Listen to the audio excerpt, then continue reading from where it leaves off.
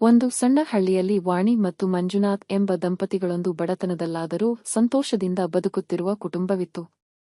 ಈ ದಂಪತಿಗೆ 5 ಹೆಣ್ಣು ಮಕ್ಕಳು ಇದ್ದರು.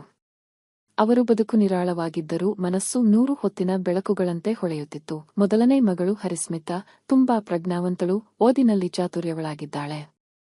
ಎರಡನೇ ಮಗಳು ಹರಿಪ್ರಿಯಾ, ಅವಳಿಗೆ ಹಾಡು, ನೃತ್ಯ ಮತ್ತು ಚಿತ್ರಕಲೆಗಳ ಮೇಲೆ ಹೆಚ್ಚು ಆಸಕ್ತಿ.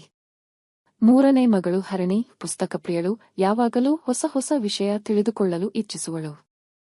ನಾಲ್ಕನೇ ಮಗಳು ಸಿರಿ, ಮನೆಯ ಚುಟುಕು ಮಾತಿನ ಗೊಂದಲ, ನಗೆಯ ತರಂಗ ತರಬಲ್ಲ ಶಕ್ತಿಯುಳ್ಳವಳು.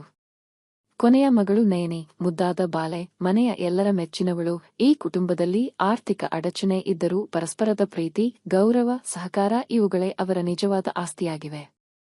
ಮನೆಯ ಯಜಮಾನ ಮಂಜುನಾಥ್ ಅವರು ದಿನವೂ ಬೆಳಿಗ್ಗೆ ಎದ್ದು ಟಿಫನ್ ಗಾಡಿಗೆ ತಯಾರಿ ಮಾಡಿಕೊಳ್ಳುತ್ತಿದ್ದರು. ಇಡ್ಲಿ, ಉಪ್ಪಿಟ್ಟು, ಬಿಸಿ ಕಾಫಿ ತಯಾರಿಸಿ ಹಳ್ಳಿಯ ಬಸ್ ನಿಲ್ದಾಣದ ಬಳಿ ಮಾರಾಟ ಮಾಡುವ ಕೆಲಸ ಅವರ ಜೀವಾನ್ವಯ. ವಾಣಿ ಮನೆ ಕೆಲಸಗಳಲ್ಲಿ ಬದ್ಧಳಾಗಿ ಮಕ್ಕಳನ್ನು ನಾನಾ ರೀತಿಯಲ್ಲಿ ಪ್ರೇರೇಪಿಸುತ್ತಿದ್ದರು. ಅವರು ತಮ್ಮ ಹೆಣ್ಣು ಮಕ್ಕಳಿಗೆ ಉತ್ತಮ ಶಿಕ್ಷಣ ನೀಡಿ ಭವಿಷ್ಯ ನಿರ್ಮಿಸಲು ಕನಸು ಕಾಣುತ್ತಿದ್ದರು. ಇವರ ಕತೆ ನಮ್ಮೆಲ್ಲರಿಗೂ ಪ್ರೇರಣೆಯಾಗಿದೆ. ಬಡತನದಲ್ಲಿ ಬದುಕಿದರೂ ಸಂತೋಷವನ್ನು ಕಾಯ್ದುಕೊಳ್ಳುವುದು ಹೇಗೆ ಎಂಬುದಕ್ಕೆ ಈ ಕುಟುಂಬ ಸ್ಪಷ್ಟವಾದ ಉದಾಹರಣೆ.